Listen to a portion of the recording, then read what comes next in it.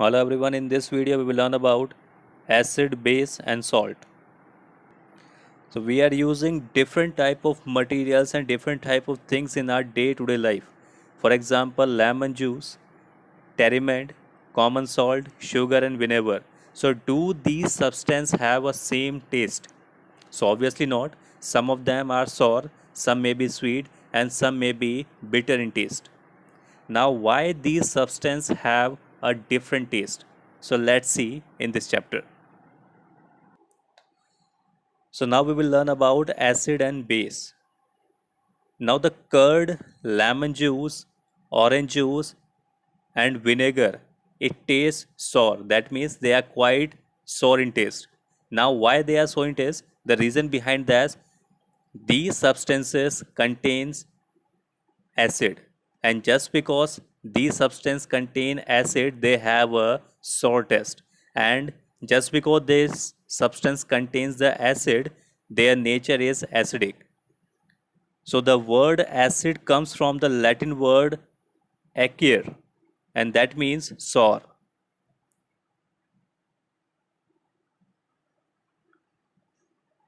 The substance or the acid which is present in these type of materials like lemon juice, curd are just because natural, and that is why these acids are natural acid. So whatever the acid which is found in natural substances, we call them natural acid. Now what about the baking soda? So baking soda is also a sour in taste. So of course not. It is not sour in taste. It is quite bitter. So just like lemon juice and other juices, so it is not sour in taste, it is bitter in taste. So why it is bitter in taste? And also when we are taking the paste of the baking soda, it feels quite slippery. So any material that is bitter in taste and feels soapy or slippery, then these type of substances contains bases.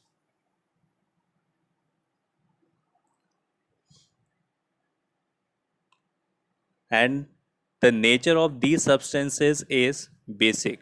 So if base is present, so the nature will be basic, and acid is present, then nature will be acidic.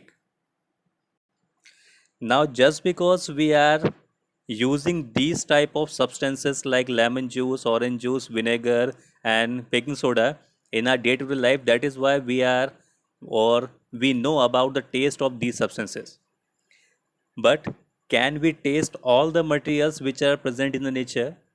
So obviously not. The reason behind that, some of the substances are quite toxic or some may harm us, and that is why we are not able to taste each and every material which is present in the nature. So how can we test that a further thing is a acidic or basic? So for detect these things, we are using some substances by which we can identify a particular thing is acidic or basic. So these type of substances are known as indicator. So whenever we are adding the indicator in a particular substance, it will change its color. That means if we are adding the indicator in acid or base, it will change its color. And by its color, we are able to detect that a particular thing is acidic or basic. So some of the indicators that we can use is turmeric, litmus, China rose petal that we also call the Goodhull. So these are the natural indicators that we can use.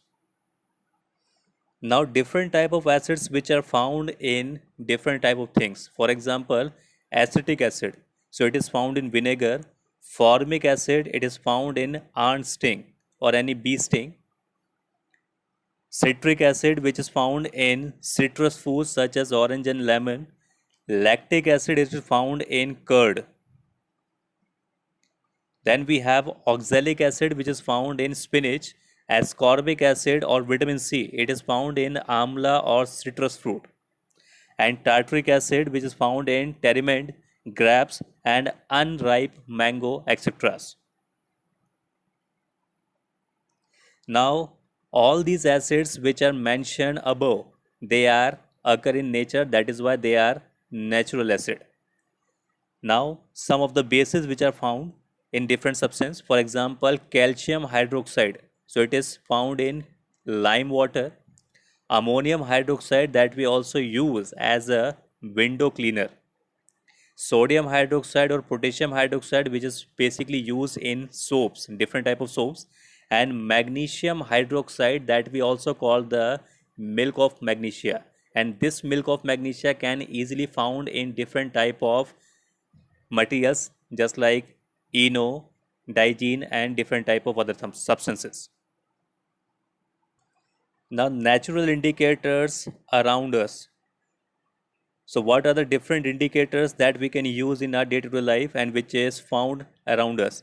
So, first is litmus. It is a natural dye.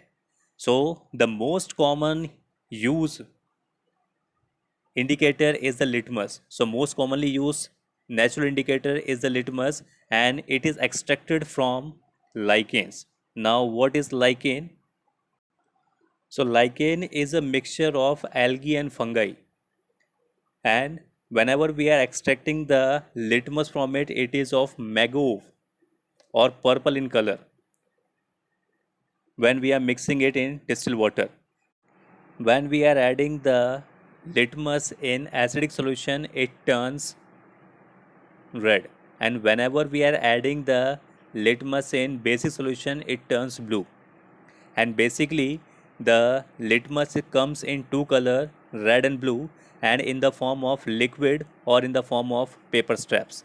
And that is why we can say the litmus is of two type, red litmus and blue litmus. So whenever we have to detect the material, we have to take both litmus and we have to put inside that.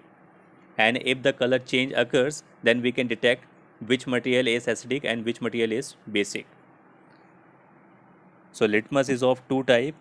This is upper one is the red litmus and lower one is the blue litmus. So in this video we can easily understand that we are taking two type of solution. First is HCl, which is acid, and second is NaOH, which is a base. So when we are adding the litmus in both the solution, what will happen? Let's see. So first we are taking the red litmus and we are placing it in the HCl. So you can see there is no change. But when we are dipping the red litmus in NaOH, which is the base, it turns its color into blue. And when we are again putting the red litmus in the HCl, the blue color disappears. So that means the red litmus only indicates the base.